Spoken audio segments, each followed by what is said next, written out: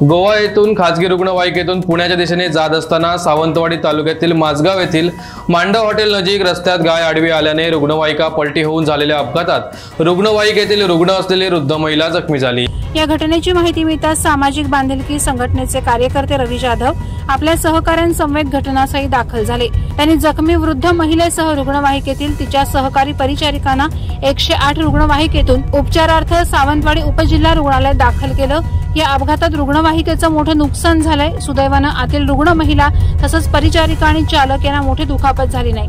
गोवा येथून सिस्टर उबाल्डा डिसोजा वय 79 यांना उपचारासाठी खासगी रुग्णवाहिकेतून पुणे येथील रुग्णालयात नेण्यात येत होतं। जुन्या मुंबई गोवा महामार्गाने सावंतवाडीच्या दिशेने येत असताना माझगाव मांडव हॉटेल नजीक रुग्णवाहिका पलटी होऊन अपघात झाला। या अपघातात सिस्टर उबाल्डा डिसोजा यांच्यासह त्यांच्या समवेत असलेल्या सिस्टर बेनिता अल्मेडा वय 61, सिस्टर जेसिता फर्नांडिस वय 50, सिस्टर इसिजा फर्नांडिस वय 50 या चौघांनाही किरकोळ दुखापत झाली।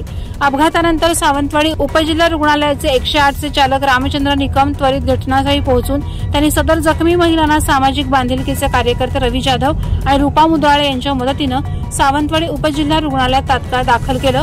त्यांच्यावर प्राथमिक उपचार सुरू असून चौघांचीही प्रकृती स्थिर असल्याची माहिती रुग्णालयीन सूत्रांनी दिली आहे।